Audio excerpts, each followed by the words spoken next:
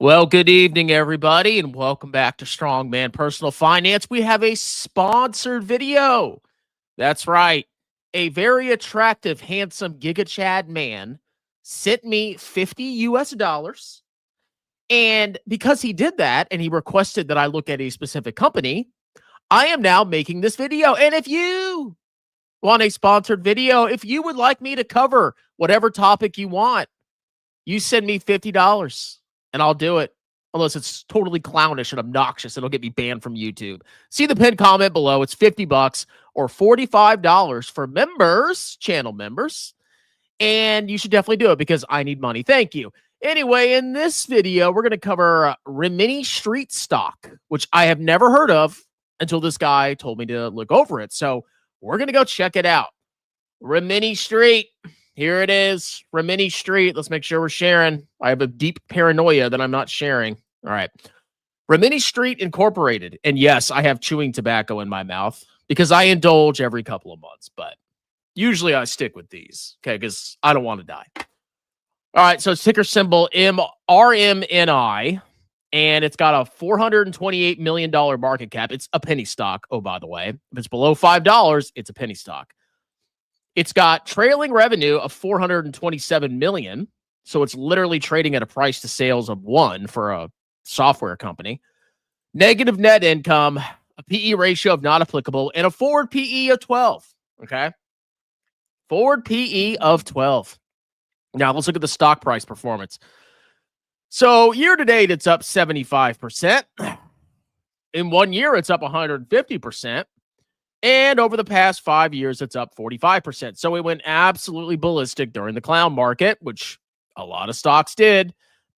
It collapsed pretty significantly. I wonder what happened back in June, July of 2023.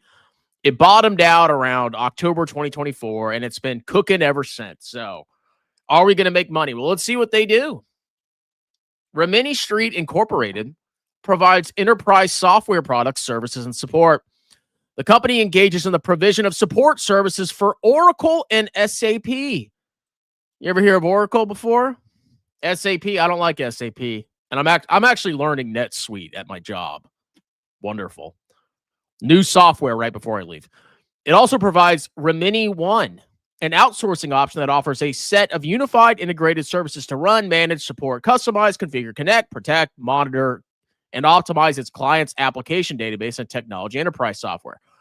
Okay, so it provides support services to very large companies. These are very large, stable clients. I don't know if you've seen what Oracle stock's been doing. It's been around since 2005. Now, let's go look at the profit and loss. Let's see how they've been doing. So we'll pull up the quarterly reports. So revenue over time has trended up, but it's been growing pretty slowly. So 5 years ago, they had 82 million of revenue, and they now have 104 million of revenue. So their overall revenue growth rates are pretty slow. The most recent earnings report, they had 1% revenue growth. So their revenue for a while has been stagnant. They kind of peaked out in December 31st, 2023, and then I think they got sued. So ever since then, their revenue's basically been flat. Okay, so we don't have growing revenue, which means are earnings going to grow in the future? Only so much. Let's look at margins. Margins have contracted a little bit, but they still have pretty high gross margins. This is their profit on the top of the income statement. Roughly in the low to mid 60s, so decent gross margins. Operating margin has been contracting over time. Okay, their most recent operating margin was 7.67. So I see a company that's got flat revenues and their margins are starting to shrink a little bit. Profit margin in the most recent quarter was 29%, but you got to ask, why? What's going on there? And then free cash flow has been all over the place, okay? But some quarters negative, some quarters positive. Okay, earnings per share, how's that grown? So over time, their earnings per share has basically been mostly negative or flat. And then their free cash flow per share has also been mostly negative and flat. So I see a company, revenues are not growing. They're growing slower than inflation. and their earnings per share is not growing, and their free cash flow per share is not growing. This is at least unless something changes with the revenue, this is a value stock, okay? And you have to compare this to a treasury. You could buy a 10-year treasury and get a 4.14% guaranteed yield from the federal government, or you could buy into a company with flat or even negative revenue when you adjust for inflation that isn't growing free cash flow and is not growing earnings per share, at least historically. Now, if things change and revenue starts to pick up again and profits start to expand, you could see the stock potentially be a better return than a treasury. But that's kind of what you're comparing this company to, okay? So let's go look at cash flow over time. So they've actually had a couple quarters of negative operating cash flow. Why is that? Let's see. Mostly changes in so it looks like it's fluctuating based off changes in accounts receivable. So when you record revenue but you don't receive cash, it's actually an adjustment. It's a negative adjustment to reconcile between net income and operating income. So you're seeing these huge swings in cash flow over time. So it might even be better to look at it from an annual perspective. Let's see. Okay. Look at this. Operating cash flow has imploded over time. They peaked with operating cash flow in 2021, and now as of 2024, they have negative operating cash flow. The big subtraction was change in other net operating assets. We'll see what that is, I guess, in a second. We'll go look at the financial statements. So far, not very impressed, okay? Let's go look at their balance sheet. All right, so they got $101 million of cash, and they have $282 million of liquid assets, mostly receivables and cash. And their short-term debts are $306 million. Okay, so they have more short-term debts than short-term assets. However, most of their short-term debt is unearned revenue. Unearned revenue is when you receive cash in advance. Okay, so it may look bad on the surface, but as long as these contracts or these performance obligations aren't canceled, it's not a big issue. So if you strip out the unearned revenue, they only have short-term debts of $60 million on long-term assets of $282 million. So not necessarily a bad thing. All right, property, plant, and equipment. They've definitely been investing in infrastructure. Interesting.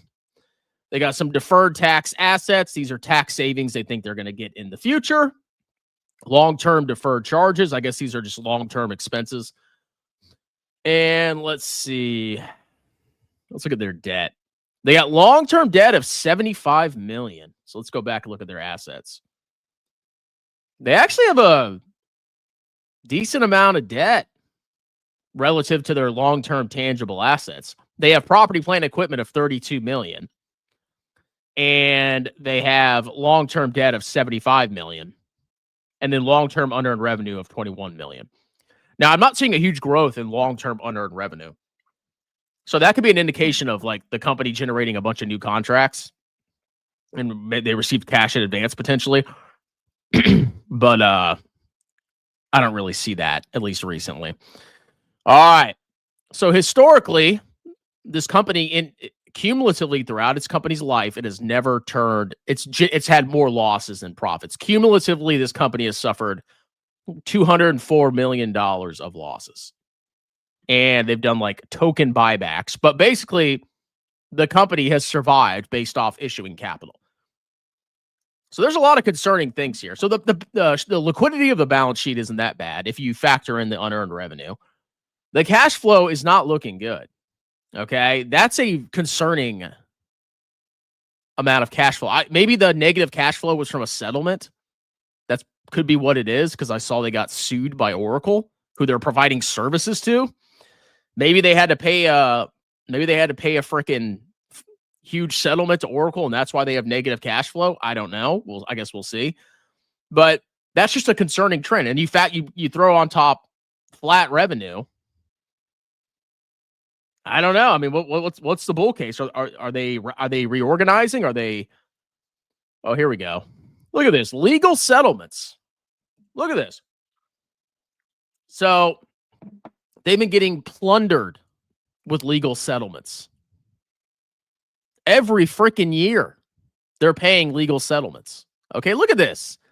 In 2024, they had to record a $64 million loss for legal settlements. What are these people doing?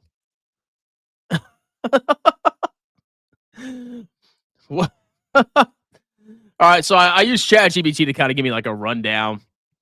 And for the legal settlements, it says Oracle sued Rimini Street in a long-running case, copyright support issues. There have been significant rulings, injunctions, and appeals. In September 2024, a Nevada court awarded Oracle $58.5 million in attorney fees in that case. More recently, in Q2, Rimini entered into a confidential settlement agreement with Oracle, which, if all the obligations are met, will permit the final resolution and dismissal of the U.S. court case.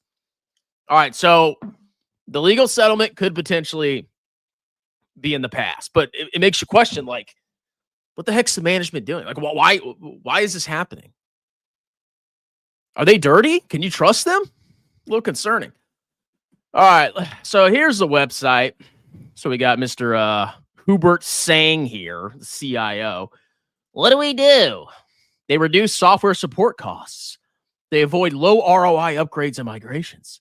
They maximize value of the existing ERP. And you know what? I was using Oracle. We were learning Oracle, right? We had the little instructors teaching us Oracle. And of course, it was slow. It was super slow. So you know what, Rimini Street, you need to work on that, okay? We're going to put in a ticket. You need to resolve our IT issues. I have personal experience with this freaking company. Okay, so it's mostly a support role with basically like IT support for freaking Oracle, which, I mean, if they can keep working with Oracle, even though they got freaking sued by them, I mean, maybe this will help them out in the long run. All right, software they support. They support Oracle software, SAP. These are two large businesses, but mostly like, I mean, Oracle does a bunch of stuff, but I know they do accounting. So, but they're very concentrated with clients. Okay, if it's just Oracle and SAP, if one of them cuts this company off, they're cooked. They're in deep trouble. All right, let's see if we can pull up. Let's go look at the most recent earnings. Okay, leading third-party support for Oracle, SAP, and VMware. That's 3 companies. If even one of them cancels, how much is that going to impact them? All right, so revenue is basically flat. U.S. revenue decreased 4.5%. International revenue increased 6.4%. So they're contracting their revenue in the United States. Subscription revenue was $98.5 million, which accounted for 94.6% of total revenue. So subscription revenue has dropped. Annualized recurring revenue was $394 million, a decrease of 1.3%. Active clients were 3,060. Okay, so they're a little bit more diversified, but I wonder how much of their revenue is concentrated in those 3 big companies. So they increased their client base by 1.8%. Revenue retention rate was 90%. I mean, I guess that's decent. Calculated billings are down 1%. Let's see. I mean, are they trying to close new clients? Announced representative new clients that switched to or expand their agreements, including OSG Corporation and the University of Melbourne. Announced a partnership with Merlin Cyber. What are these companies? It announced the extension of all SAP ECC 6.0 releases through 2040. Okay, that's good, I guess. All right.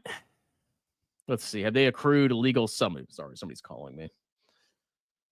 Let's see.